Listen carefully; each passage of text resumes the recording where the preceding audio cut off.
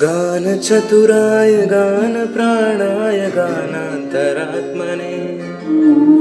गानोत्सुकाय गानमत्ताय गानोत्सुकमनसे गुरुपूजिताय गुरुदैवताय गुरुकुलस्थाय गुरुविक्रमाय गृह्यप्रवराय गुरवे गुणगुरवे गुरुदैत्यकलक्षेत्रे गुरुधर्मसदाराध्याय गुरुपुत्रपरित्रात्रे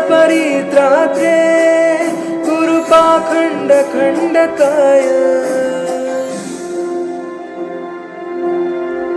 गीतसाराय गीततत्त्वाय गीतगोत्राय धीमहि गूढगुल्फाय गन्धमत्ताय गोजयप्रदाय धीमहि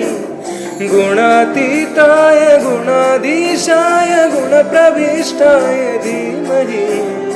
एकदन्ताय वक्रतुण्डाय गौरीतनयाय धीमहि